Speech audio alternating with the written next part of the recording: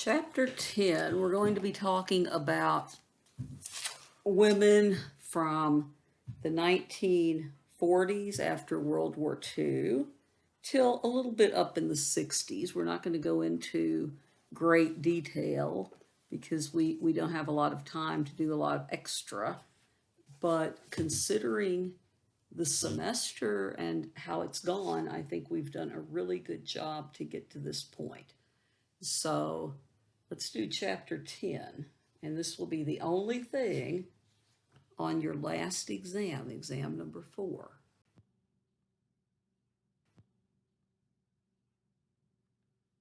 Okay, so in the time after World War II, you have American women who are actually seeming to embrace being uncomfortable in some ways. They're going to have really big skirts that come down their calves, about mid-calf or so.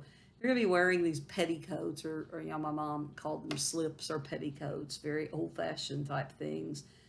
And they're going to have all sorts of things going on with their shoes and their hair, the big heels, and the inability to take steps that were more than probably a couple of inches for a lot. I don't think I could have done it at all. But anyway, their hair, if they wanted their hair to look in style, they had to put on these huge rollers and go to sleep at night wearing just, I would say, something really uncomfortable with all those hair rollers on their hair.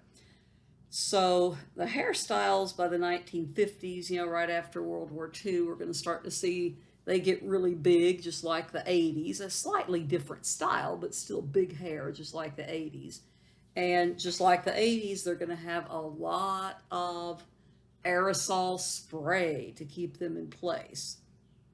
So anyway, in the 1950s, we're seeing a lot of things changing.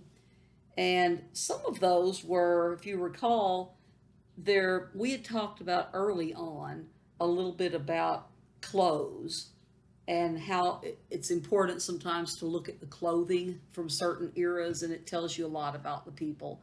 But girdles, the corsets, they used to be called before that, girdles became a pretty big thing again in the 1950s. And this was a way that you could make your stomach feel, or look rather, and probably feel, because I bet they were very tight, but look very flat, and they weren't very comfortable.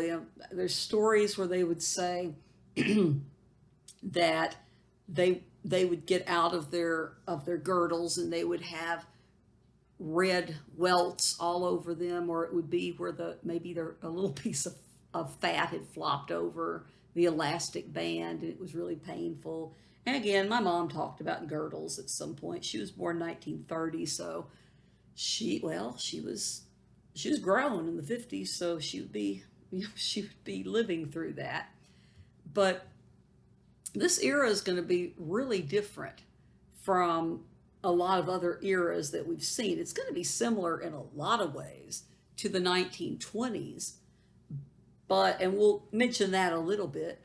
But we're going to talk about here at first the two major things that are going to shape American lives right after World War II.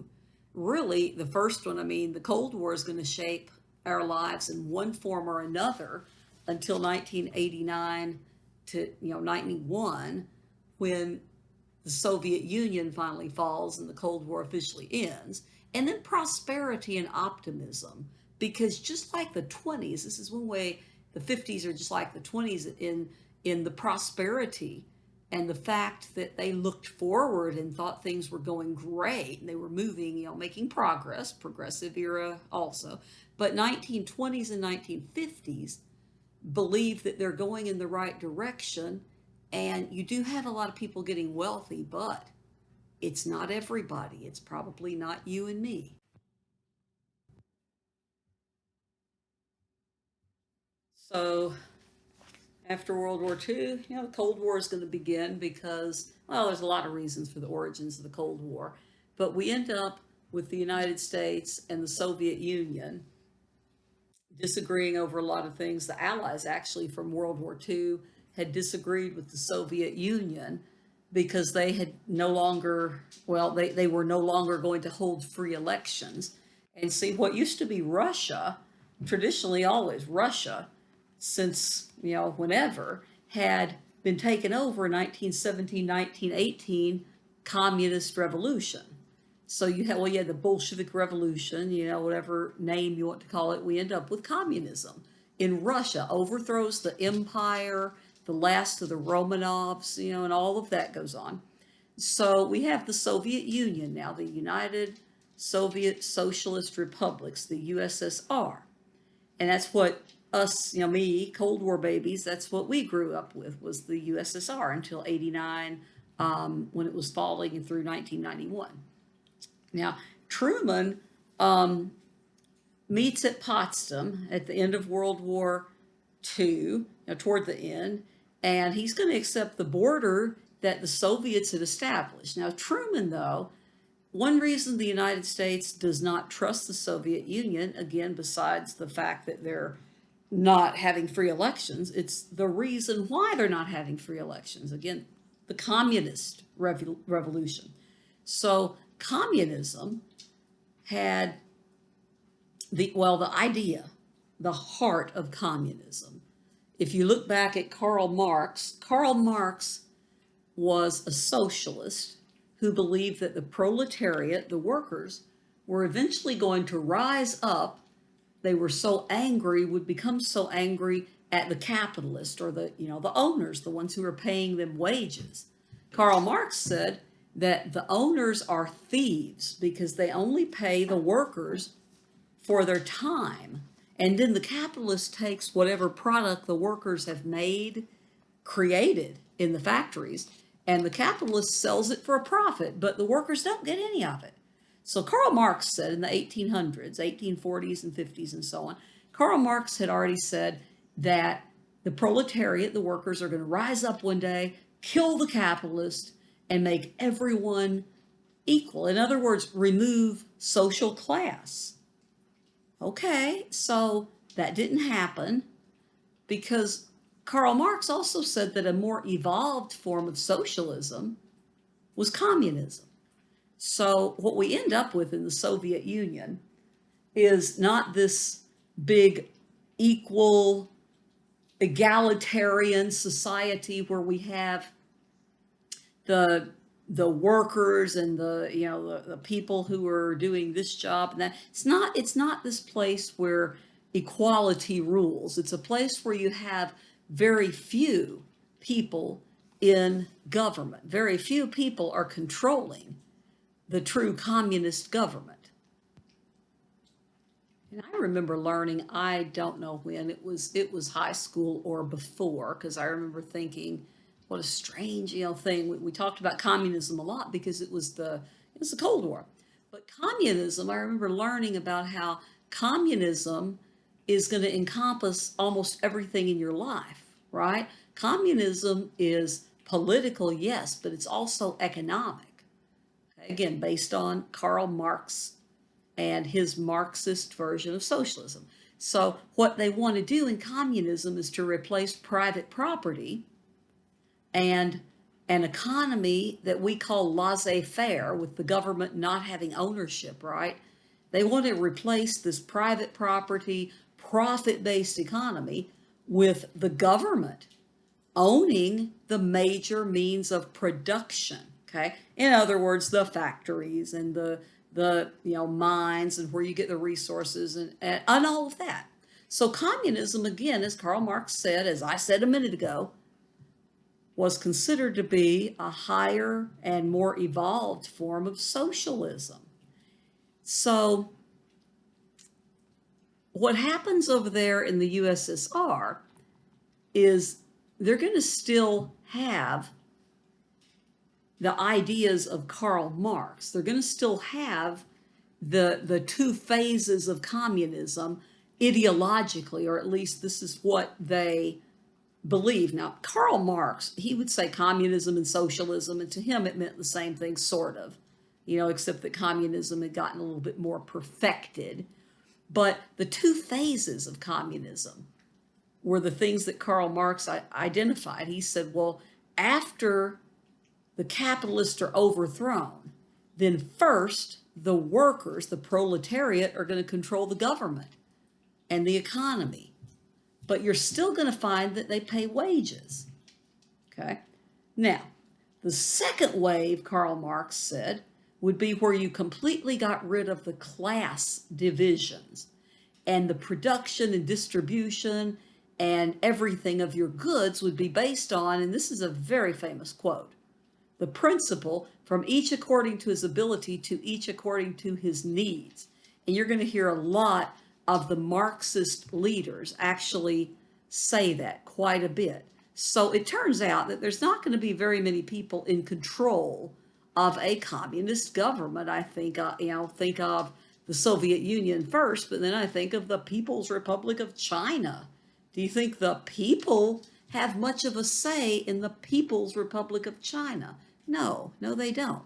So basically, you need to understand that if you take away the power of the ruling class, the idea was that we could establish control by the working class, and then we would eventually do away with class system. So, we're sitting over here in the United States, and we're not exactly fans of communism. One of the big things, again, was the free elections that the Soviet Union was not allowing. But also, what does it mean when we talk about the goal of communism? Okay, the goal of communism is to establish really common ownership, where everyone has ownership in the means of production and all this kind of stuff, in the absence of social classes. But the problem is, it sounds sometimes really nice on paper, but it doesn't work out like that in real life. Okay? They don't quite ever meet the perfection that they have promised the people. So Harry S. Truman, who had become president in 1945 upon the death of FDR, Franklin Delano Roosevelt, the president, Truman was the vice president, and Truman had already accepted that border, Soviet Union had established, we're not going to try to fight. But what he decided was that we are going to use something called containment. Okay, this is the Truman Doctrine. So the first action under the policy of containment is the Truman Doctrine, which reads, if you want to know what the Truman Doctrine says, I will give you the major quote from it. Okay, the policy of the United States is to support free peoples who are resisting attempted subjugation by armed minorities with or by outside pressure. Okay, so in other words, there are people that are coming into your country to try to put you under their control. They're coming in, armed and trying to force you to join their way of thinking. So it says by armed minorities with or by outside pressure. So it could be armed minorities within your country who have outside pressure, or it could just be, the Soviet Union or some other country trying to take over your country.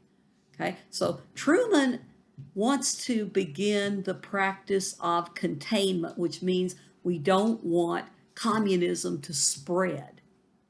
And I'll tell you, that was the goal of communism. It was one of the major goals of communism, was to spread worldwide.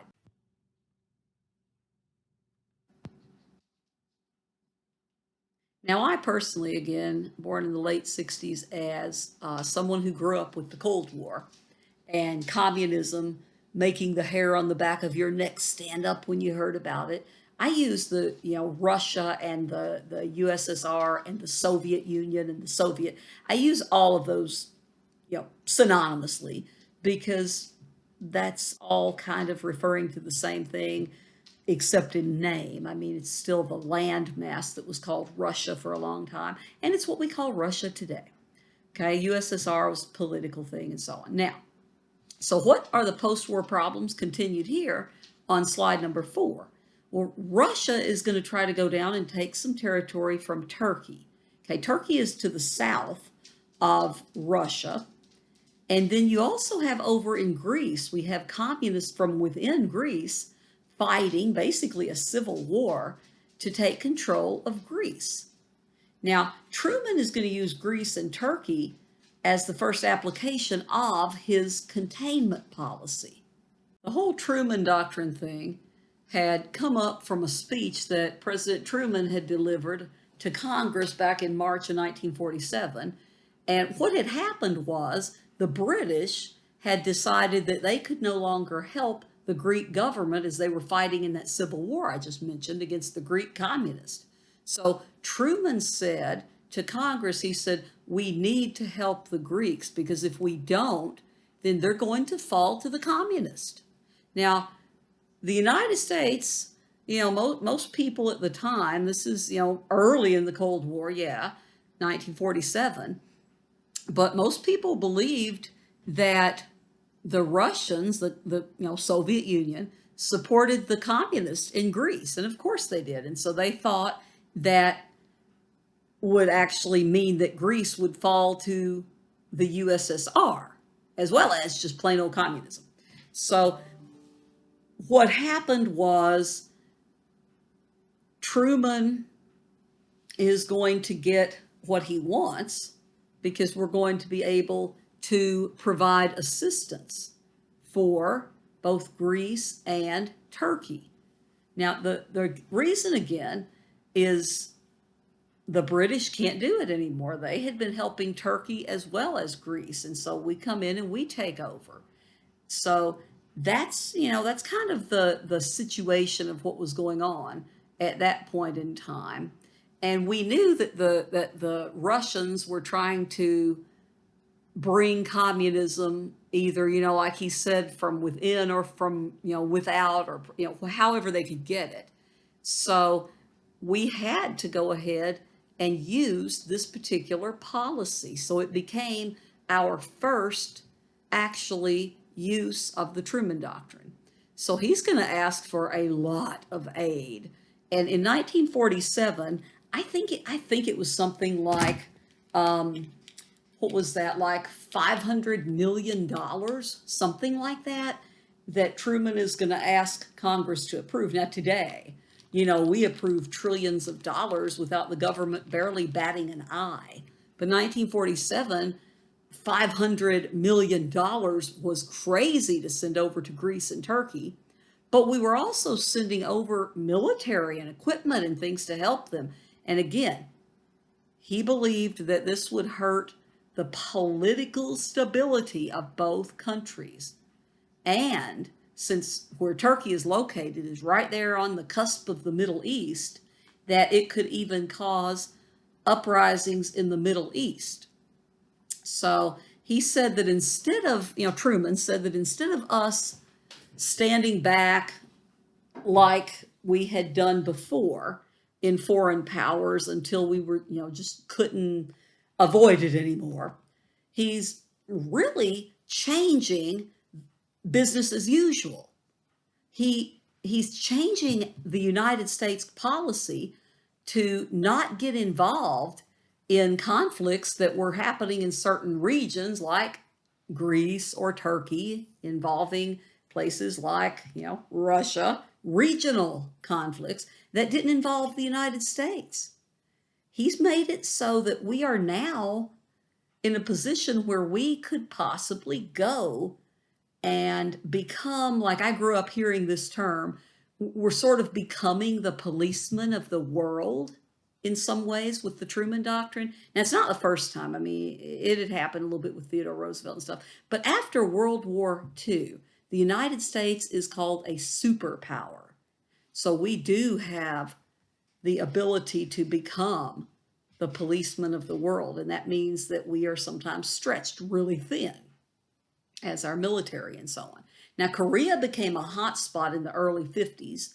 And that means that there was a war. That means that there were shots fired. Okay. So Korea became a hot spot in the middle of the Cold War. And then we have the very important thing that I grew up hearing so much about all the time. Okay. The baby boomers, the generation above me, and then Gen X, my generation. We grew up hearing about the nukes. Somebody's going to push the button and there's going to be a nuclear bomb and we're all going to die and all of that. Okay, didn't happen yet, right? Didn't happen. But the nuclear arms race between the two superpowers that emerged after World War II was massive and it lasted decades, okay? So remember, the United States, we had dropped the atomic bombs on Japan, on Hiroshima and Nagasaki, because really Albert Einstein had told us, I think the Nazis are over there trying to create some kind of a nuclear weapon. And so anyway, the Manhattan Project was born, where we created the atomic bombs, the first. But then after World War II, we're going to see both countries building up their what is it called, like their supply. That's not the real correct word I'm looking for, but building up the number of nuclear weapons that we had.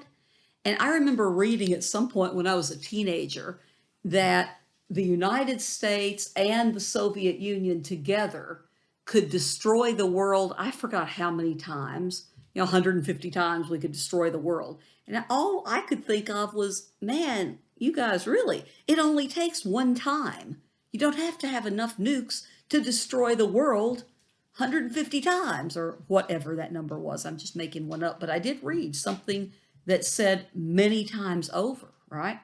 So anyway, that's the world that's going to go on for a very long time during the Cold War.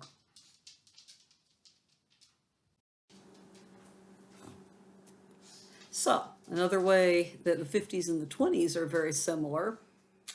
Remember, with the prosperity, so-called prosperity, many people in the 20s were living under the poverty level, or at barely the ability to get by with basic food, shelter, and clothing. But then also in the 1950s, you have that going on, prosperity, 50s and 20s. But we also have the communists and the Red Scare. And we were talking about the communists just in the last couple slides. But let's look at what happens when we determine that the communists are everywhere and we want to root them out. But we're doing it, well, at least one of us is doing it, in order to become well-known and famous, and maybe even he was looking to eventually run for president one day. We'll never know. That is Joe McCarthy. So just like what had come up in the 20s, and for, different reasons, because now we've actually got communism being, quote, a real threat, end quote, because of what had happened in Russia, causing it to, to be taken over by the communists. We have what's called a Red Scare. Now remember, red is a euphemism for communist. So if you were a red, okay, or if you were looking for reds, you're looking for communists. There's also a lesser form of that I used to hear when I would watch reruns of some of the old shows when I was a kid, like Archie Bunker. It was All in the Family. Great old show from the 1970s. In some ways, it's very dated. But I remember he would use the term pinko a lot. Pinko, which meant you weren't really red, you're not full communist, but you certainly are a communist sympathizer. So that show, All in the Family, started in the pretty early 70s. I want to say 71 or 72. I'm thinking that's when it started. So you know what? That was only 20 years out from Joe McCarthy. So anyway, what happens with McCarthy that we end up with this whole era, sometimes politically, getting labeled that it's full of McCarthyism. It's the McCarthy era. What happened was he gave a speech to a Republican women's group in Wheeling, West Virginia in February 1950. And he had this piece of paper and he waved it and he's like, hey, you know what?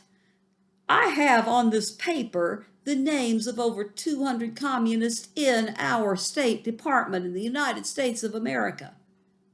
That got people riled up. They're like, what? What? There's communists in the State Department? How do you know? And how do you know there's 200 of them? Who are they? Later on, he made the speech again. He said he had 57 card-carrying communist names. Changes again. When he went before the Senate, he said he had 81 communist names in the State Department. This guy had no evidence. No evidence ever came out. But you know what? He caused a panic in the United States. The Red Scare, Part 2, right? People are scared because they believe there's a communist everywhere. Partially because we were taught to believe that. I mean, I wasn't alive then, but I'm thinking, Cold War kids like me, we were taught to believe in the pure evil of communism, which carried over to the people. And I remember when I was a kid thinking, well, how do we know our government's not lying to us? How do we know that we don't have propaganda? And then I grew up and realized that, yeah, we really do have a lot of propaganda. No matter where you are, you just have to learn how to sort it out, right? So people listened to him partially because, he's the first guy of that stature, a United States senator, who's going to make such a claim. And he is also going to conduct television hearings. Okay, they're going to be televised for Americans to watch, and people get really interested in that. Well, what's going on? He's interviewing, he and others, and other senators and so on. They're going to be interviewing suspected communists. Now, again, he has no evidence. People are really scared of this. There's movies that come out in the early Cold War era from the late 40s through the 50s. You're going to see a lot of movies like My Son John, where the good person in the movie, in that case the mother, found out that her son was a bad guy. He was a communist. And so the idea in that movie was, you need to turn in this communist, even if it's your own son or your husband or your wife or your whatever. You turn in those communists. There were a ton of movies. I did a study in grad school about the effect of the Cold War on the movies. And believe me, it had a huge effect on the movies. That was just one example, My Son John. So you have down there at the bottom, you have HUAC, H-U-A-C. Okay, that is the name of a committee. It was called the House Un-American Activities Committee. Okay, so they were looking for people who had done something that was anti-American or un-American. And again, he was rooting out people, trying to call everybody he could to the stand and find some communist, and he didn't. Now, McCarthyism was so prevalent there for a couple of years in the early 50s that it even went all the way to Lucille Ball. I have a Lucille Ball or I Love Lucy reference for darn near everything. But Lucille Ball was called out as a communist. And Desi Arnaz himself, before they taped an episode of I Love Lucy, he went in front of the live studio audience and he told them, he said, I've heard, and I'm paraphrasing, I've heard that people are saying that Lucy's a communist. And he said, the only thing red about Lucy is her hair. And even that's not real. So Lucille Ball, actually, there was some evidence about her, not that she was a communist at the moment, but there was evidence that she had registered as a communist. Now, according to her, and I believe her, really, and not that it matters so much today, but she said that she registered as a communist when she was old enough to vote, which was 21 in those days, and she did that because her grandfather had been a communist, and he asked her, when she got old enough to vote, would she please sign up as a communist? And so she said she did, but she never voted for communist. So anyway, Lucille Ball is going to be one who gets to avoid the wrath of McCarthy, the pure, unadulterated wrath of McCarthy, and keep her job and not be run out of Hollywood. Maybe partially because she, was iconic, would become iconic and legendary and a great comedian. But then you have others in Hollywood that were run out, blackballed, put on a blacklist where they could no longer work in Hollywood. You're going to have people like the screenwriter named Dalton Trumbo, Okay, Dalton Trumbo had written, all kinds of things that were popular in Hollywood and in screenplays, made some great movies. But when it came to testifying in front of HUAC, he was like, nope, I'm not going to name any names. I'm not going to tell you if I know people who are communist. So there were 10 of those guys. I think they were all men. I think they were. But anyway, the Hollywood 10, and they stood up to this and they were blackballed. They were not going to get jobs in Hollywood, some of them ever again, some of them not until much, much later. Okay. Now, McCarthyism is going to fall out of favor pretty quickly. I mean, all things considered, within a couple of years, maybe it was 1954-ish. Within 1954, you're going to have people that are looking at McCarthy and saying, "Wait a minute, he's saying all this stuff and he's ruining people's lives. What are we letting happen again?" And so he's going to actually stay a senator after he is called out on the carpet by Congress. He's going to receive what's called a censure, which is a way of reprimanding a senator, or I believe, or a president or a congressman or congressperson or whatever. So McCarthy, though, it doesn't remove you from office, but McCarthy stayed a while after that, and then he died. I believe it was 1957, because I think it was about 3 years after the censure, and he died. They put it down as acute hepatitis on his death certificate, but then they put cause unknown. And so there's been speculation that it was actually cirrhosis of the liver, because McCarthy had been, well, he had been known to be drunk on the floor of the Senate sometimes. He was a well-known heavy drinker. So we think that perhaps in the time between 1954, when he was reprimanded by Congress, and the time of his death in 1957, he had really amped up his drinking. And so poor McCarthy, for all the trouble he caused, he died at age 48. So again, every time I see a picture of him, I think, man, he looks so much older than 48. But that's him up in the top there pointing his finger.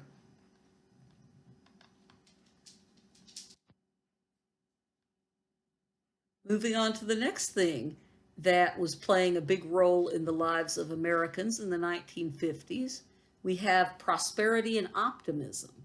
So the new affluence in the family. Your book has, I tried to stick a little bit with your this version of your textbook, and some of these say the titles of a slide and so on. But one of these is the new affluence in the family, which means prosperity.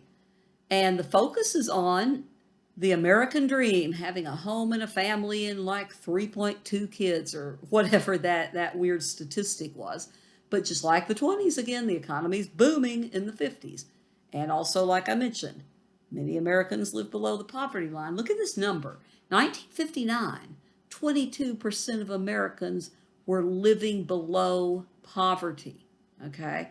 Barely able to sometimes figure out where their next meal was coming from, because literally there was no safety net, right? There's no safety net in the 1920s. Now, 1959, you do have some programs, but it's rare that people are going to sign up for these programs, even if they are in dire poverty.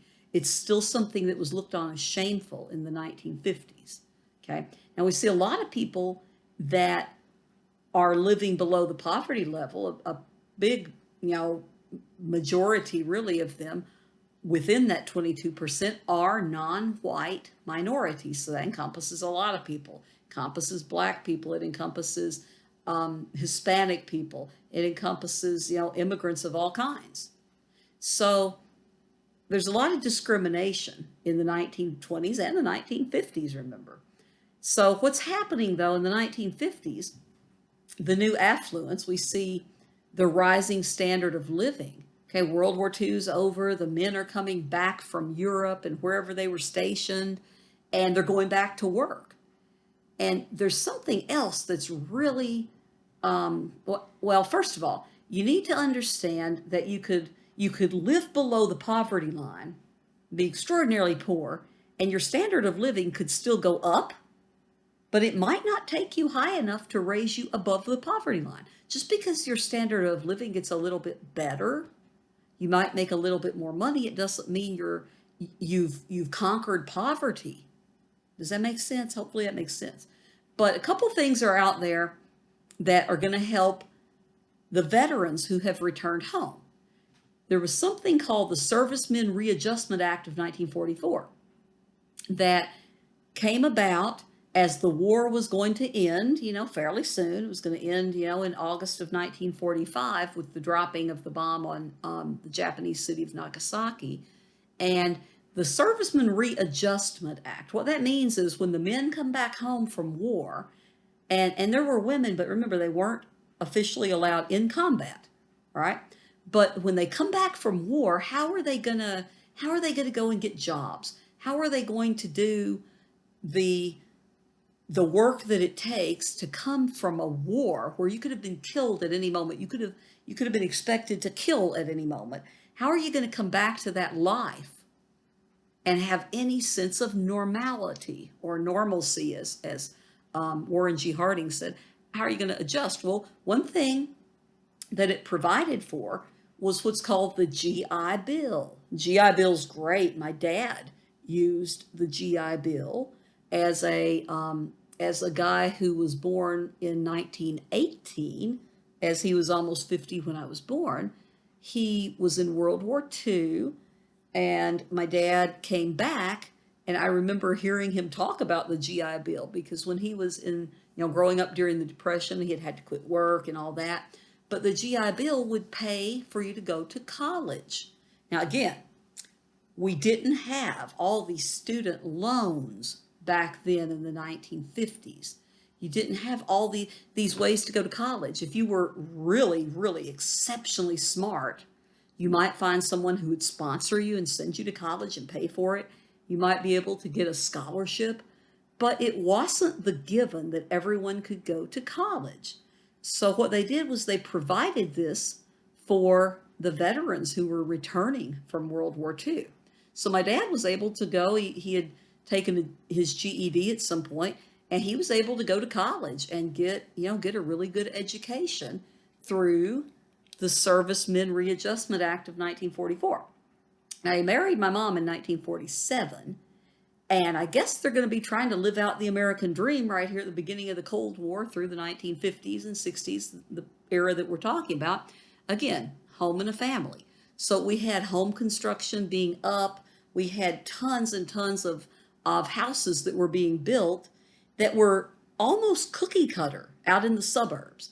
The 1950s is the era of the suburbs, where you see a lot of people moving out from the cities, and they're moving out from the cities because they don't want to live in the crowded conditions and all of that. They want to have a nice, quiet home to raise their families. We also saw that in 1953, President Dwight David Eisenhower signed into effect the whatever it was called, the Interstate Act. I can't remember the whole actual title of it, but they built interstates, right? They used to call them super highways, but like Interstate 65 or whatever. Those were those things, that whole idea of fitting the roads together in something that made sense, where you could go on a big road like that and travel more safely and more quickly from, say, New York to Los Angeles. This is a big thing, 1950s. We also have the baby boom right after the servicemen come home. We're going to start to see babies being born as they come home to their wives, or as they come home and they marry their girlfriends and they start to have babies. That's why we call the boomers, right? The people, the generation that was born between roughly 1945-46 to roughly 1964. Okay, that's a long time. I don't know why it's such a long time for the boomers. But the baby boom was giant. You had so many children born that when that generation got old enough to go to elementary school, they had to build new elementary schools. And now that they're older, you notice there's a lot of problems with nursing homes and that type of thing, because now, the oldest boomers are, in their, what is that? Yeah, the oldest boomers are in their later or mid 70s, right? The youngest of the boomers, that would make them about 56 or 57 right now. So anyway, the baby boomers came from the baby boom.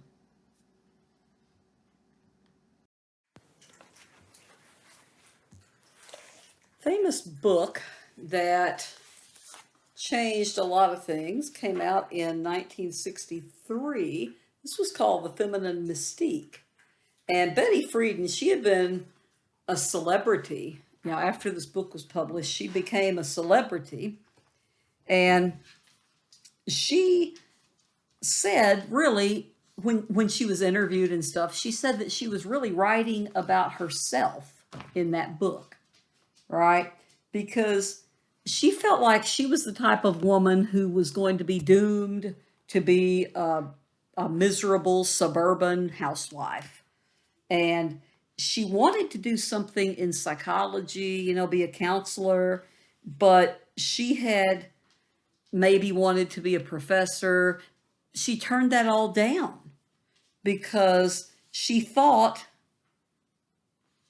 that there was a man that she liked, and he liked her, and she was afraid that he wouldn't be able to stand her competing with him, or he wouldn't want to compete with her job, her intelligence, and all that.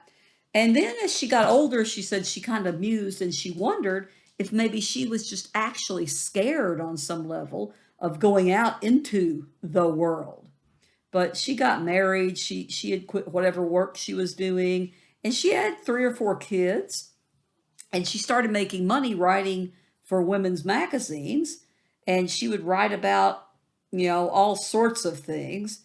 And then she ended up doing a study about how women were adjusting to their natural roles as wives and mothers unless they went to college. And in that case, she found in her studies that women who went to college a lot of times were not really fulfilled by being housewives.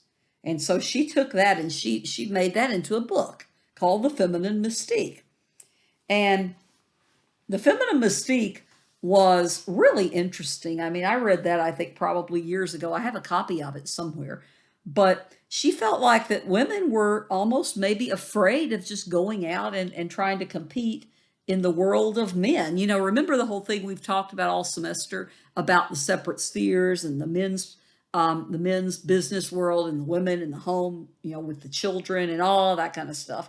So she thought that it would be better if women who were married would just go ahead and get jobs. She thought maybe that would help satisfy them.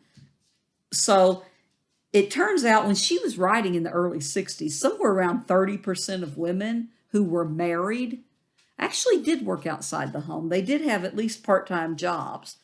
And some of them were, by the time they were getting older, the whole idea of the empty nest syndrome was becoming thought of, it's becoming a thing as these children approached, the time when they would leave home and move out on their own. So women who got married after World War II usually had a whole lot of babies, that were close in age. They didn't really space them out a lot. And I guess the conventional wisdom at that time, by the time you have, say, these women getting married, they would tell each other that it was better to get over the years where they were taking care of babies and toddlers, get it over with. And they would have, several children kind of close together.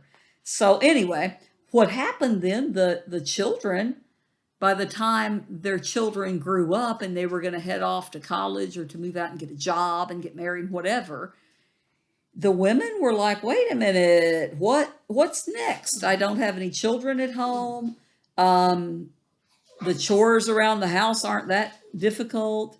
My husband's gone to work. What can I do? So you have some of the suburban housewives from the middle class who are going to be pretty happy doing volunteer work or maybe part-time jobs. A lot of them are going to have that whole empty nest thing that I mentioned. And you're going to see that by the mid 1960s through the mid 1970s, the divorce rate is going to double as it becomes more acceptable. Now, the media had noticed that the housewives, kind of weren't living up to the things that the TV told them they should be living up to. We'll talk about that in a few minutes. But the media had kind of, said, well, women who stay at home, they just don't appreciate how good she has it, or they don't appreciate how good they have it. And they're saying that because a lot of those were men who were saying it. So her book, the main thesis is that women are restricted by society. They're taught to find pleasure with husband and children, home and hearth and all that. And even if they're educated, she said that women were taught to a lot of times pretend like they weren't that smart, so that the man that they're trying to catch, right, would not want to feel as if they were competing with him. Now, she says too that, like I mentioned, if they become educated, sometimes then they are more dissatisfied with their role as cleaning the house, taking care of the children. She said women need more than that, to be fulfilled. So when she had critics, the critics of Betty Friedan and the whole feminine mystique basically said that what she was talking about was a white, middle class to upper middle class woman. Because as we, meaning you and me, the class, as we've talked about all semester, poor women have always had to work. So this idea of, oh man, I'm so bored as a housewife, and that wasn't in the working class. They were already working. Sorry, I know you can hear my little dog barking. So anyway, that's all of that slide, and I'm going to have to go see what the little one wants.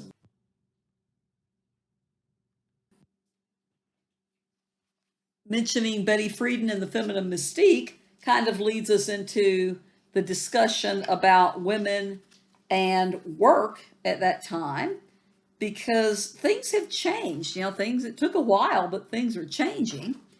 And the women at that time, we're talking about the late 40s and but mostly the 50s, really, you're going to see the booming economy and then the materialism that always leads to. It's going to create more service jobs. Remember, service jobs, things like retail, things like restaurant work, all of those, right? Now, remember, there were already the pink collar jobs that the women had held for a long time, and we talked about those before, say teaching small children, say telephone operators, and some of those things. So the service job is going to be filled mostly by women. The waitresses. Today, I don't think we're supposed to say waitress. We're supposed to say server. So back then, service growth, job growth was going to be due to a lot of women coming into those jobs. And the service sector, is really big today as we've moved more away from manufacturing. But what had happened here right after World War II is the women had been working during the war. They were working in the factories making the ammunitions and stuff, the munitions that the men needed to go over there and fight in combat. So some of the fields are going to open up to women after the war in blue collar work, but they're losing the jobs that were paying them really, really good wages while the men were gone. So the jobs that open up to women in the blue collar, pretty much it's going to be delivery jobs, it's going to be bus drivers, it's going to be taxi drivers, those type of jobs.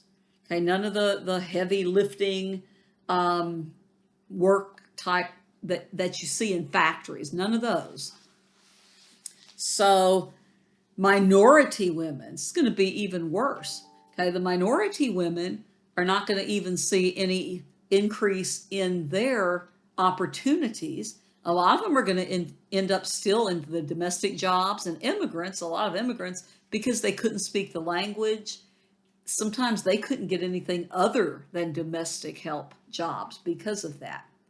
Now, again, we've got the rise of part-time jobs. And just what I was mentioning with Betty Friedan in her study was you have the women with older children who are married, the kids are leaving, empty nest syndrome, get a part-time job that might fulfill you. And that was a thing. That was where we started to see employers, oh, they would open jobs because they knew there was a demand for those jobs.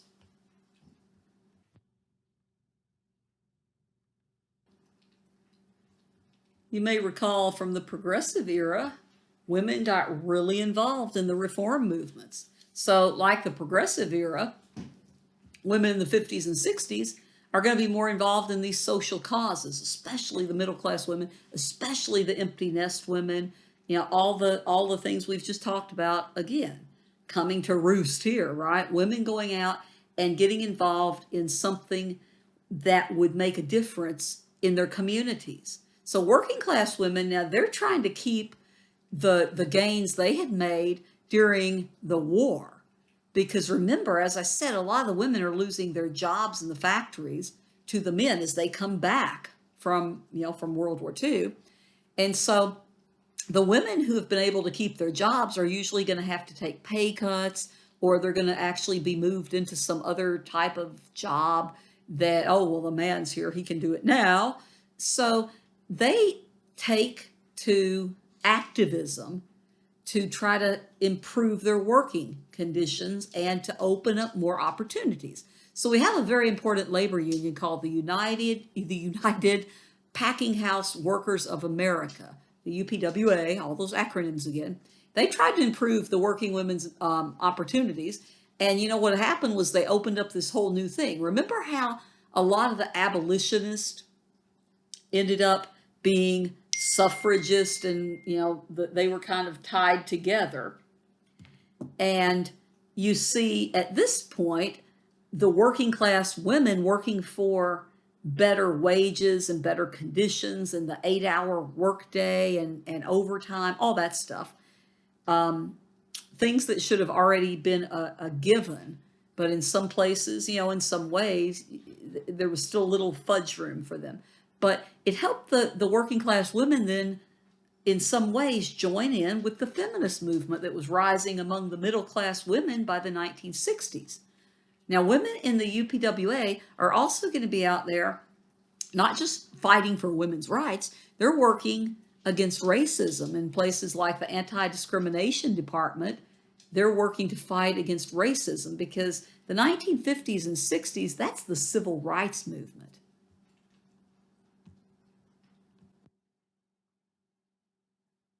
I always like to introduce you to at least some important women that you probably have never heard of. Some of you have heard of some of these women that I kind of get some more obscure ones, and I'm thinking that most people, unless they're really into studying civil rights movement or really into 20th century history and the mid-century or whatever, you might not have ever heard of Addie Wyatt. Well, you should have, okay? Addie Wyatt's a black woman from Chicago who becomes this really powerful leader. She became president of her local branch of the WPWA, or UPWA, and she became the first black woman then to hold a senior office in an American labor union. And that's a big stepping stone because American labor unions, many, many, many of them, had been really anti-women working, if you recall. Okay, by the 1970s, she had founded with, I think, another couple of people, but she was one of the founders of the Coalition of Labor Union Women to create a stronger, more effective voice for women in the labor union. Now, a couple of quotes from her on here. She said, racism and sexism is an economic issue. It's very profitable to discriminate against women and against people of color. I began to understand that change could come, but you could not do it alone. You had to unite with others. That was one of the reasons I became a part of the union. And then over on the right, she's also going to be an ordained minister. And she says, for peace in the world, it takes a bonding together of God's people who believe in peace. It takes a bonding together of those who are willing to walk together, for those who are overlooking the idiosyncrasies that have kept us apart. So again, she's talking about racism, and she's talking about coming together and uniting for common causes.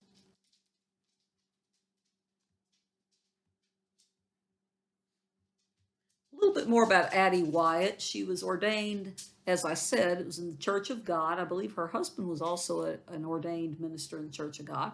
She worked, though, with the ministry in the Civil Rights Campaign of Dr. Martin Luther King Jr.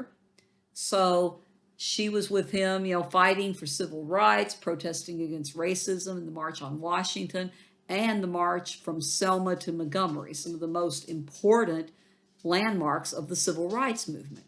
She also believed in grassroots civil work or civil rights work. In other words, she wanted it to come from the people. Okay, she would organize things, but she believed that it should come from the people's heart first.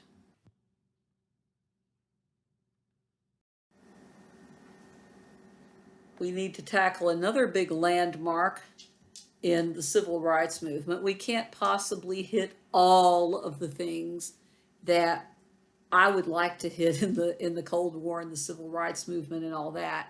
But you have to talk about Brown v. Board of Education if you're going to talk about American history from the 1950s, okay? So Brown v. Board of Education, 1954, overturns Plessy versus Ferguson from 1896, Supreme Court decision that had decided that separate but equal is equal. That's fine. It's okay. It's perfectly okay as long as the black students and the white students get the same, facilities, the same, same type of facilities, the same materials and all that. Well, I mean, that was not really something that happened all the time. I'm going to hazard a guess and say didn't happen often, really getting equal facilities. A lot of times the black students had to make do with what was left over from the white schools.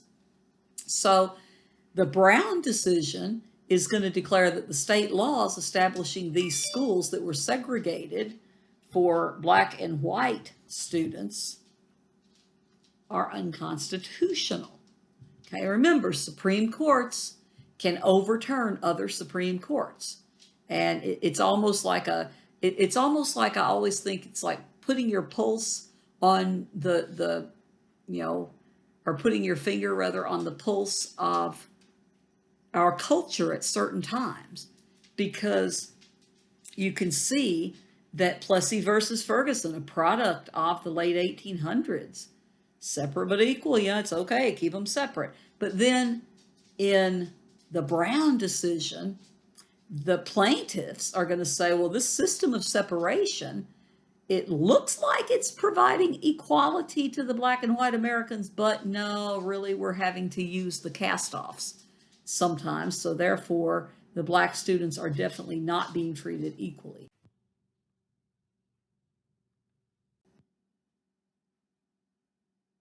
I put a lot of info on this PowerPoint. I mean, you guys know you can use these during your exam, right? I mean, I hope you've been using your PowerPoints during the exam.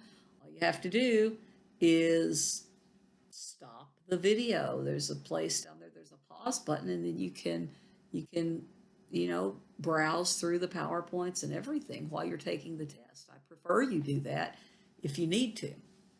So Brown v. Board of Education, again, the named plaintiff, Oliver Brown, was an assistant pastor at his church. He's a black guy, and his daughter Linda, who was in third grade, had to walk 6 blocks to her school bus stop, and then she had to ride the bus to her segregated black school about a mile away. Now, there was another school that was a white school 7 blocks from her home, so it was ridiculous. So Brown and the other parents decided that they were going to attempt to enroll their black children in the closest neighborhood school. Fall of 1951, they were turned away. They said, oh, nope, you're black. You go to the black school over there. Now, the key decision of this particular court is going to be that even if the segregated black and white schools were, which they were probably not, but even if they were equal quality in facilities and materials, you know, the books and everything, and the teachers and everything, the key decision is that segregation in and of itself is unconstitutional because it is harmful to black students who are put in an inferior position. It causes psychological and social problems due to the forced separation because of the inferiority that they're placing upon the black students, okay, psychologically. So this is so important because the question is not whether the schools were equal. Like, remember, Plessy versus Ferguson said, yeah, as long as you got equal train cars and you got equal accommodations here and there and everywhere, you got 2 water fountains, we don't care, as long as they're equal. That is not the point because Brown goes a little bit deeper. Okay, the question is whether the doctrine of separate is even constitutional, and they find that it is not, and that is an important step.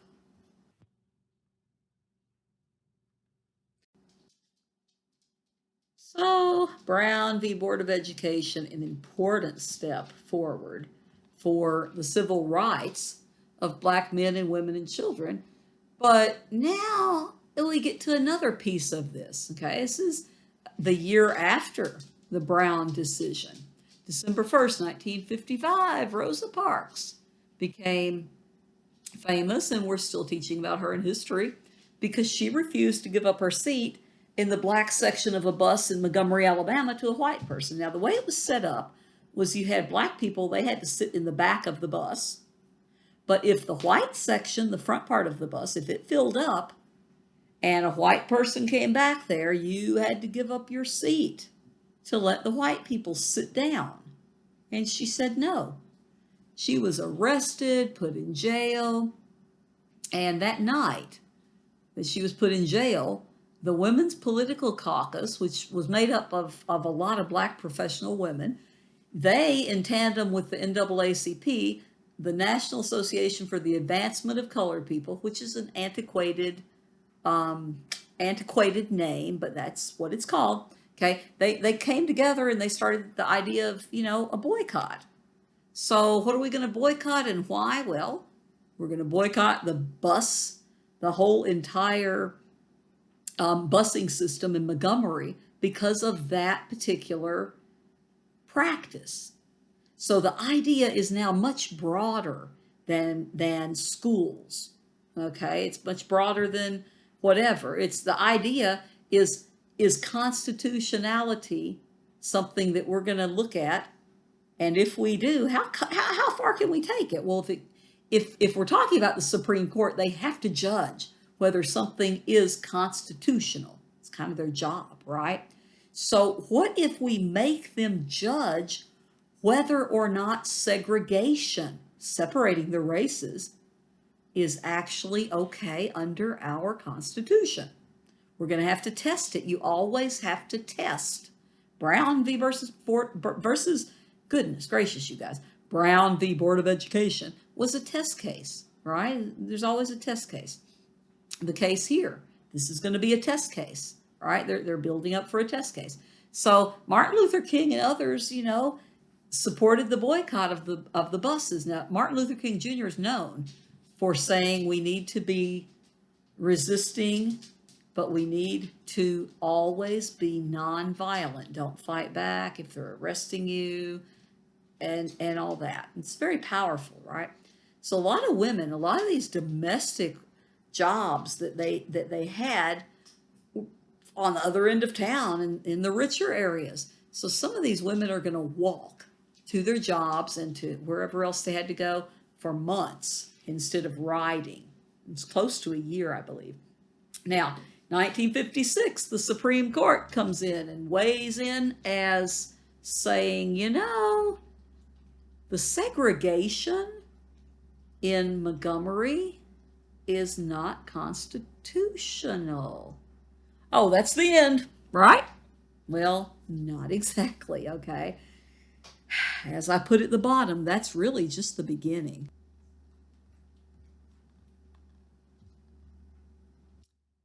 I want you to know about another few, at least a couple powerful women who are important that you may have never heard of. We have Virginia Foster Durr. She was a civil rights activist. She was probably best known, I think, for her involvement in well, I don't know. She's known for a lot of things, but she was very, very active in the Student Nonviolent Coordinating Committee that became really big in the 1950s, 1960s and college campuses, and it was for younger black people. But you have both black and white people joining their forces to support the movement where they're working again for equal rights, civil rights. So she was a supporter. When some of those, when some of the people would come from out of town, her and her husband would bring them in and let them stay at their homes. And they were very supportive of the civil rights movement. So Virginia Durr becomes friends with Rosa Parks. And in December of 1955, when Rosa Parks got arrested for not giving up her seat for the white person, Virginia and her husband and several others are going to be right there to bail her out. Now, Virginia and her husband, along with the NAACP, are going to be some of the ones that help Rosa Parks bring her case all the way to the Supreme Court, where they actually strike down the Montgomery bus segregation.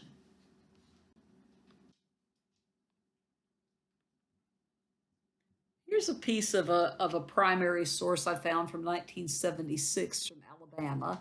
You can just kind of look at that. You know, she was 72 at that time, native Alabama who's devoted much of her life to the civil rights movement, abolition of poll taxes, which they still had in some places in the 1970s. I will tell you, they had some strange things in some little pockets in the South. And then, you know, it's got a whole little story that we have a little piece off from that from 1976. So Virginia Durr is a very important woman who you may have never heard of.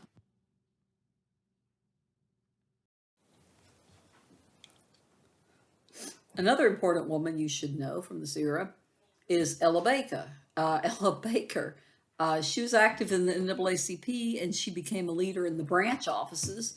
And then she started working at some point here around 1956 or 57 for the SCLC, Southern Christian Leadership Conference, under Dr. Martin Luther King Jr. Now, she's appointed as an acting director because, well, in the time she was living, excuse me, first of all, she said she knew she wouldn't be accepted in a leadership role because she was neither a minister nor a man. So anyway, she was acting director and they found a man to fill the position. But again, she was very important in SNCC. Okay, remember we've mentioned SNCC many times. That was such a big movement. The Student Nonviolent Coordinating Committee, that was such a big movement. That was going to spread throughout the United States. And especially in the South, you're going to have a lot of activity going on. But anyway, she was very important in that. She believed, like some others before her, she specifically said she believed that strong leaders were not necessary for a strong movement. In other words, she would help organize, she would help put things together, but she didn't want to micromanage and she wanted the people to have the passion to make things happen for themselves.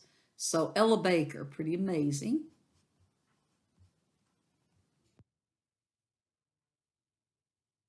As I just said, SNCC was everywhere. I mean, I remember when I first started seriously studying history, that was in graduate school, like seriously academically studying history. And I was getting my master's in history.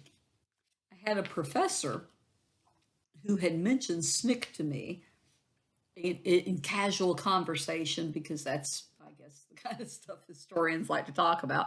But I wasn't a historian yet. I was a grad student learning a lot of stuff that is so much deeper than what you get on the lower levels classes.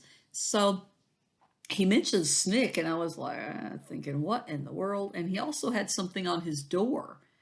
I guess he's an old professor. He'd probably been active in that movement.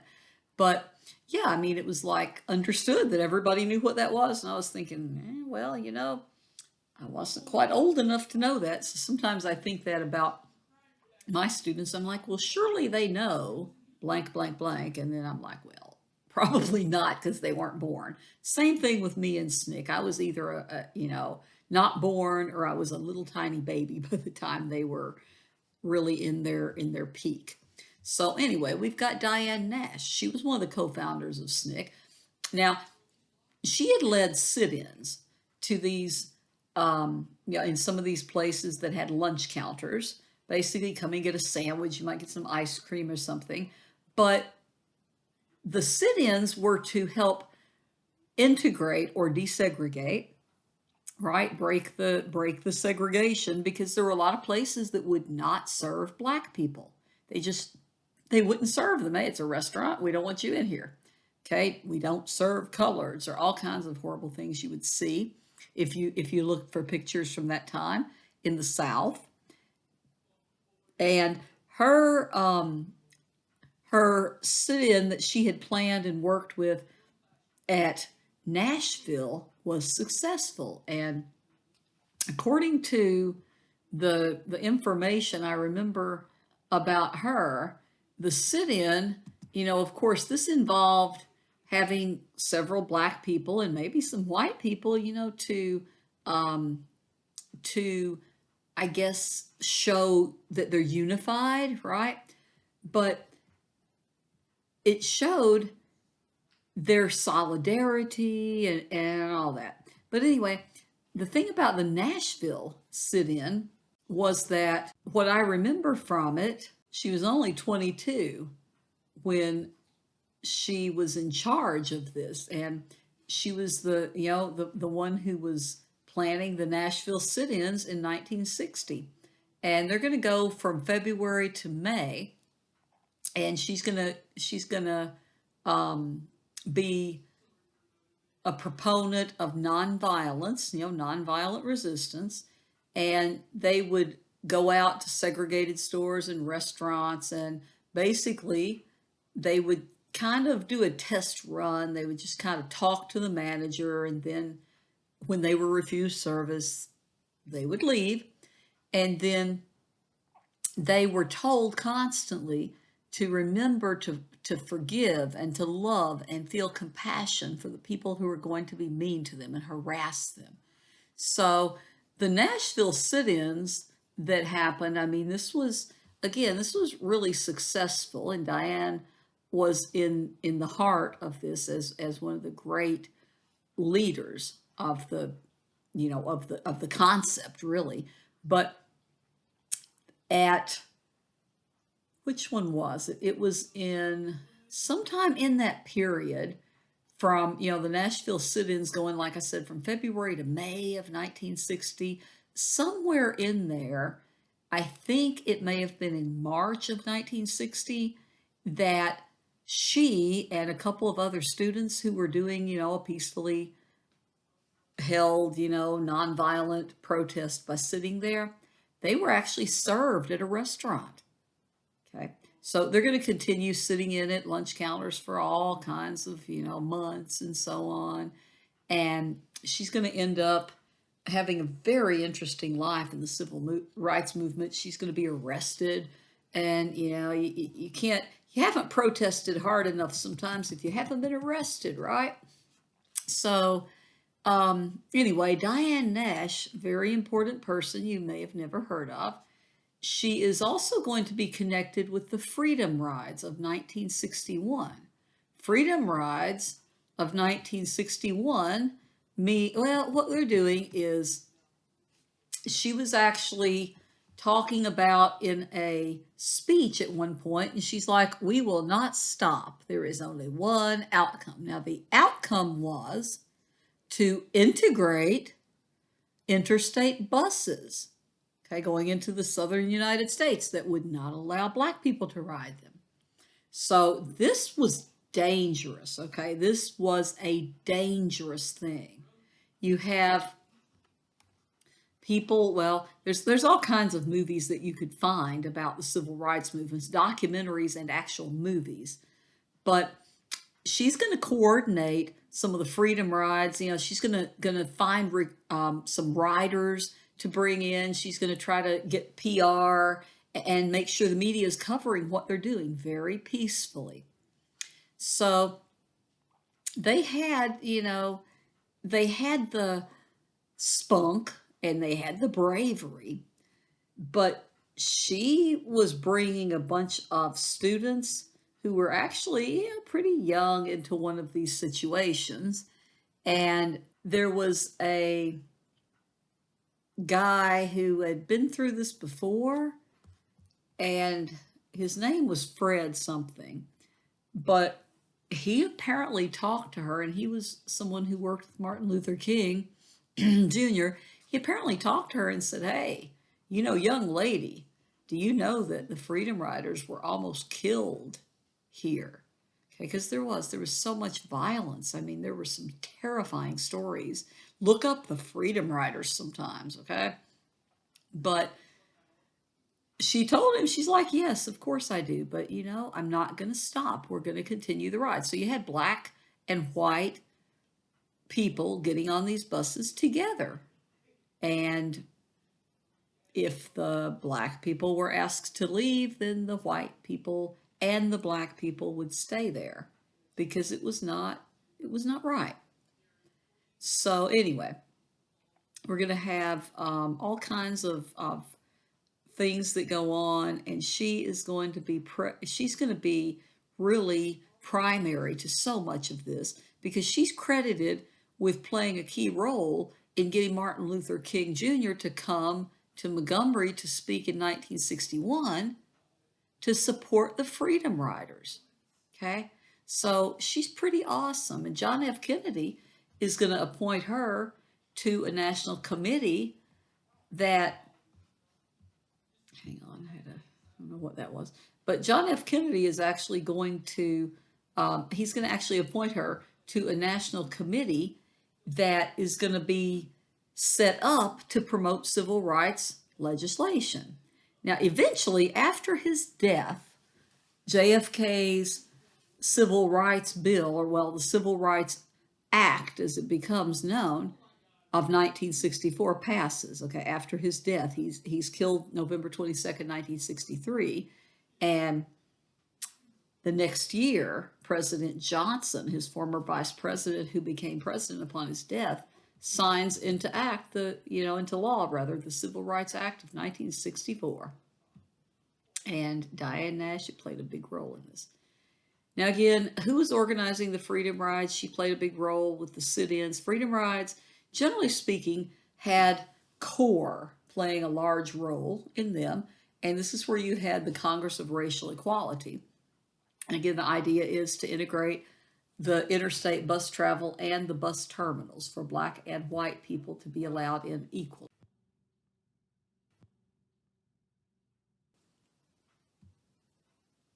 A couple of pictures from what we were talking about. I just pulled out a couple that I thought were pretty good, you know, representations.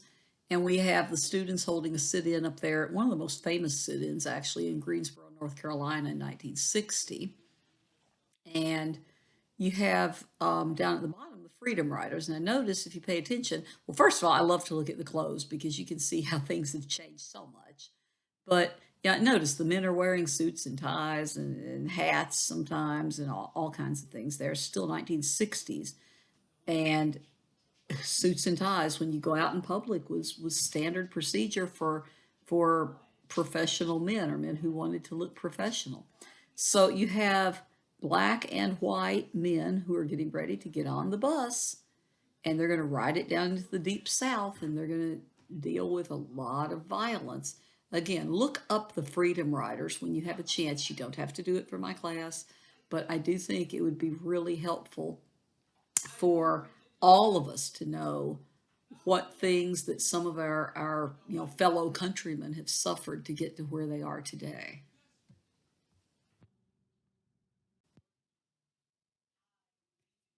we get to touch on one of my favorite topics of all, pop culture. Woohoo! We're going to do it through television. We could expand that so much more. We could include teen idols and all kinds of stuff. But what we need to know here, as it relates to America and everyone, is the 1950s television. TV is not going to be commercial. Really, it's not going to be very widespread until, well, it's getting there, late 1940s. But by the 1950s and then the 60s, television, everybody's got television.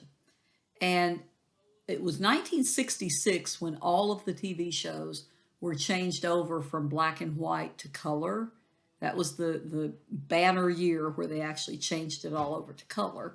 And I remember when I was a little kid, my dad was also a teacher and he's a middle school principal. So, I mean, we didn't have a lot of money. We definitely weren't rich on those salaries. And we had a black and white television.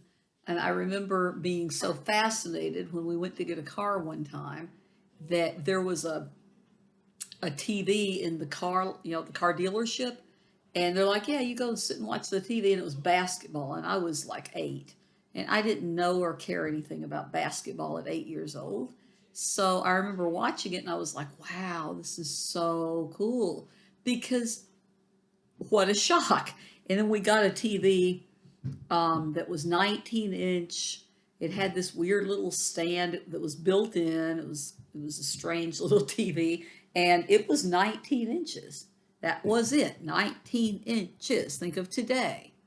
Wow, a 19-inch TV. I wonder if my monitor's about as big as that right now. Probably some of yours are much bigger than that. But I know I have a friend who recently bought a 55-inch TV. See, I'm not a big TV watcher. I don't have time. I like TV. I don't despise TV. I think it's very fun sometimes. But I have a little TV now. I did a downgrade as far as my TV size and gave the big TV to my son to put in his bedroom. Because I'm like, dude, you'll use it for your games or whatever. I'm hardly ever going to watch TV. Now, TV, though, that's where we are today with TV. We've got cable. We've also got Blue Million streaming services. We've also got all kinds of different ways of having on demand. We have stuff online that we can watch. It's so diversified now. But back in the 1950s, nope. Okay, you had pretty much your network TV shows. And if you missed your show for the week, like if you were a fan of Father Knows Best and it came on whatever night it came on, you missed it, you had to wait until the next week. You couldn't go back and try to access it online. I mean, it was just, I was telling my son one time, because he just doesn't not understand that concept, and some of you may not, but we were just kind of prisoners of whatever the TV wanted to show us. All we could do was change the channel. You couldn't pause it, you couldn't record it. It was funny. I mean, it is funny in retrospect. We didn't know any differently. But when it comes to 1950s television, what I want you to know is that they were portraying something that was not realistic at all. Okay? Does art imitate life or does life imitate art? Well, in this case, neither one very well. Okay, we've got people like Ozzie and Harriet. Now, those two are really married, Ozzie and Harriet Nelson, and those really are their two sons. The one on the left is Ricky Nelson, or Rick Nelson as he became known as he grew up. And then David Nelson, and Ozzie's the man and Harriet's the woman, husband and wife. You've got over here in the second one, you've got Leave It to Beaver. You've got mom and dad, 2 kids, okay, Wally, the older brother, and then Beaver, Theodore Beaver Cleaver. And then you've got June and Ward Cleaver, the parents. And then over on the right, the one that has the absolutely most blatant name of all, like, look, Father Knows Best. So what we saw was idealized images of white people. That was what TV was filled with. If you saw minorities on TV, they were generally just comic relief, or they were some kind of caricature, which actually also usually provided some kind of comic relief, stereotypes. And usually they were not in any sort of powerful position. You're not going to see black lawyers on TV in the 50s. You're not going to see black professors on TV in the 50s. You're not going to see black businessmen. Or if you do, there must be a real story going on there. But yeah, it's very white. And the idealized version there, you remember to contrast that with Betty Friedan and what she had said in The Feminine Mystique.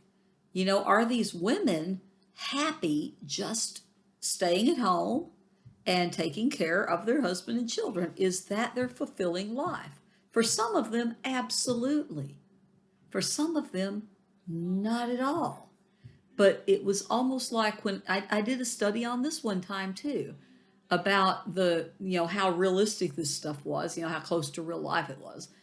And I mean, you have the moments in some of the shows where you have, well, first of all, you have like Ozzie and Harriet over there. Harriet Nelson is always dressed to the T, and like her hair is never out of place, and she's always made up and all that kind of stuff. I think Ozzie pretty much always wears a tie. Now, Leave It to Beaver, the boys are usually not dressed up. That must have been some kind of promo photo. However, for that time period, the late 50s, early 60s, when Leave It to Beaver was on, you usually did get dressed up. Like I said, if you were going out in public, you usually did get dressed up, unless you wanted to appear as a disrespectful person or a very poor person. You put on the best clothes you had when you went out in public. Now, June Cleaver, the mom, you can't really see it in this picture. I may have cropped that picture, I don't know. But you can't really see it, but she's wearing earrings and pearls. She always has her pearls on. And she's cleaning her house in a nice dress all the time. You never see her in anything else. If you do, I forgot about it. But, Ozzie Nelson made the decisions at the end. Ward Cleaver made most of the decisions. I mean, his wife could negotiate a little bit when it came to raising the boys, but he had the final word. But then we go over here to Father Knows Best. Now, you have, again, there's a mom and a dad, in this case, 3 kids, 2 girls and a boy. And the mom is going to be, but, the characters were pretty simple, to put it lightly. And, there was maybe, I think I remember one episode where the mom on Father Knows Best sort of wanted to step out of her role. I think she went back to school or something.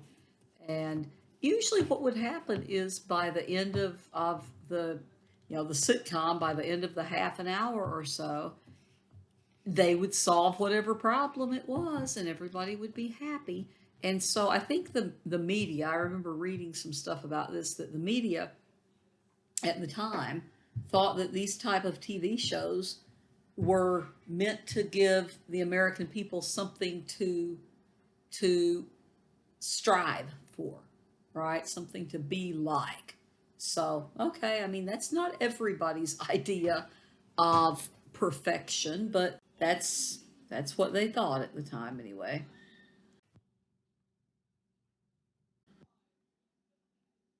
Trying to cover as many really important things in that chapter as possible, we have to talk about the Equal Rights Amendment. Equal Rights Amendment we mentioned in class when we were still in person, just sort of in passing a little bit, maybe a little bit more than in passing, but it was first introduced in the 1920s, and women did not get together to support it, much like they did not get together to support the Shepherd-Towner Act, if you recall.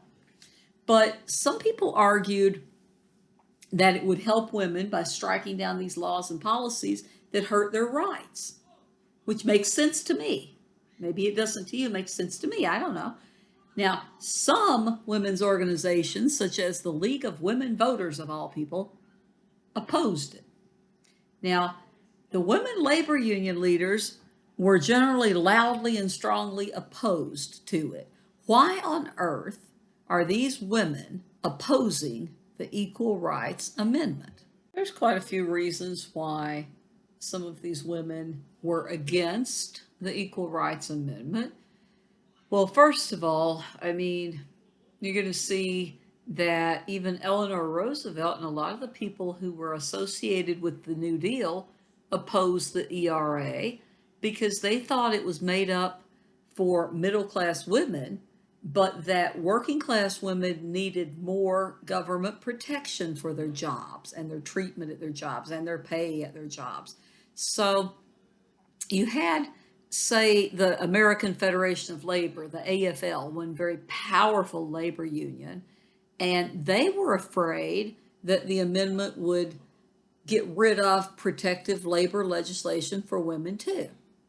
Okay, they're afraid that, a lot of the critics were afraid that the Equal Rights Amendment would make the male dominated labor unions, kind of weaker, and that a lot of the Northern Democrats who were against the ERA labor unions opposed it. And, it was supported, strangely enough, if you think about it, by Southern Democrats and most Republicans when it came out for, I guess, a second try, really, in 1940. It gained a little bit more traction for a while. But 1944, the Democrats are going to include it as something they endorse. But the Democrat Party is not going to be united in favor of it until 1972. Okay? So, anyway, the main base of support for the Equal Rights Amendment up until the 1960s was middle-class Republican women. Okay? League of Women Voters opposed it. What's up with that? Again, fearing the loss of some laws that would protect the working class women. Okay, those all kinds of different reasons. Now, I remember in 1982, whatever time of the year it was, I was either 15 or 16, but I know that I was watching an episode of Saturday Night Live, and our memories are really weird, so I don't know how much this is true or not. But I remember right around that time, 1982, I remember right around that time, it was being talked about that, we're done with this. We're not even going to try to add the Equal Rights Amendment to the Constitution. There's just no reason for it. So Ruth Bader Ginsburg, back in the 1970s, I mean, she had actually given an argument in favor of it, the notorious RBG, who is still on the Supreme Court, you guys, to this day. But she said, basically, that it would declare the nation to a new view of rights and responsibilities of men and women. It rejects sharp legal lines between the sexes as constitutionally tolerable. Instead, it looks toward a legal system in which each person will be judged on the basis of individual merit, not on the basis of an unalterable trait that bears no necessary relationship to need or ability. Okay, so anyway, it had expired, I believe, in 1979, eventually, completely. But by 1982, I remember hearing that it was dead. And there were all kinds of marches and stuff. But for some reason, I remember hearing or thinking about it while I was watching an episode of Saturday Night Live at that point. But the National Organization of Women, NOW, they were very powerful. They were very, very loud, outspoken. And you've got some of the powerful women who are coming from the National Organization of Women. In 1978, they're going to have a march in Washington. You're going to have 1982 marches in the states that had not passed the ERA. So anyway, we're always going to have more and more opposition. So the Republicans, you have a woman, and I don't know. I mean, I was just, again, I was probably 13 or 14 in 1980. I definitely was 13 or 14 in 1980. But you have a woman named Phyllis Schlafly. She was a conservative activist who absolutely opposed the Equal Rights Amendment. And I remember being infuriated with her. And to be honest, when I see her name or I read her name to this day, however, 40 years later, has that really been 40 years? Okay, almost 40, I guess. But I just remember thinking, what is wrong with this woman? Because she was doing that big what if thing, kind of that, well, what if, the slippery slope. And she was the leader of some of this opposition to the ERA because she said it would lead women into being drafted by the military, and it would lead to everybody having to use the same unisex bathrooms and all sorts of stuff. Okay, so Phyllis Schlafly, shame on you, in my opinion. She was the one that got the most press, and she really started out in 1972, I believe it was. And she just, was constantly on the move talking about how women should be proud of the gender they are and not ask for, quote, special rights, end quote, or, what the rest of us called it, equal rights, right? So anyway, that equal rights, the ERA thing was just a mess. It never passed. It still has not passed in the year 2020. Although there is some word, somebody's suing to try to get that back, brought back again. Do you think it will pass this time? I have to be honest with you. Things have changed a lot since 1982 when they were pretty much giving it up. But I don't know. I really can't say if I think it would pass or not today. I would say I would hope we would have enough good sense to try, at least, pass it today. But I don't know. I'm leaning toward I don't think it would work, honestly.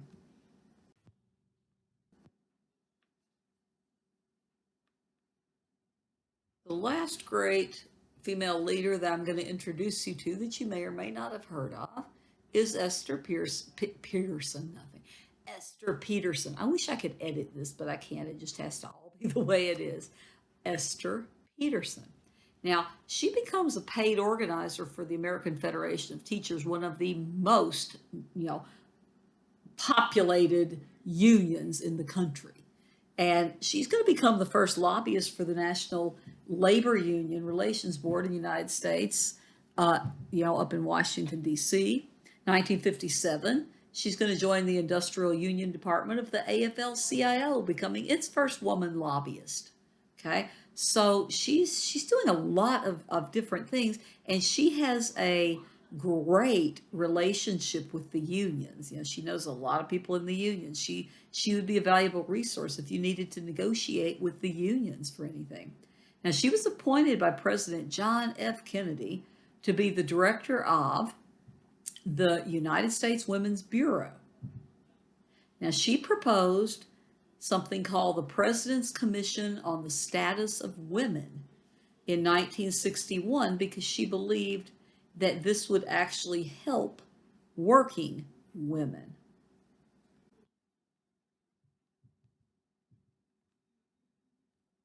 We have Esther Peterson calling, remember, for the President's Commission on the Status of Women in 1961. So what about the President's Commission on the Status of Women? Well, the PCSW, again with the acronyms, did not endorse the ERA. They proposed, though, an alternate plan, which is more than most of them did. Okay, they proposed that the 14th Amendment, remember that there's the citizenship clause in there, if you recall. Virginia Clayton Woodhull was, I believe it was her, yes, she was saying that she had the right to vote because wasn't she a citizen under that? And there's like, well, you don't have the right to vote, you have the privilege of voting. Do you remember that? So anyway, the PCSW is going to propose a plan that the 14th Amendment would be understood to protect women's equal rights. PCSW did help get the Equal Pay Act of 1963 passed, but they didn't get as far as they wanted. Okay, only women in jobs identical to men's jobs, if they were actually both working the exact same job, would be guaranteed to get the same pay. They couldn't say, well, it's comparable work. It had to be the exact same job. Now, it was limited to stuff that was already covered way back in 1938 during FDR and the Fair Labor Standards Act. The problem with that was the Fair Labor Standards Act had left out domestic and agriculture jobs. So the women's jobs were not going to be covered in the Equal Pay Act of 1963 either. Okay, now that's the end of what you need to know for the test. There's not that much material on this, slideshow. It's one chapter and I cut it down a little bit to help you, but you shouldn't need a study guide. You have all the PowerPoints here. You can email me with any questions, but it will be the last exam will be posted sometime on Monday, and it will be up until Thursday night at 11:59 p.m., May 4th through May 7th. If you have any issues, any questions, or whatever, please email me, and good luck on the last exam.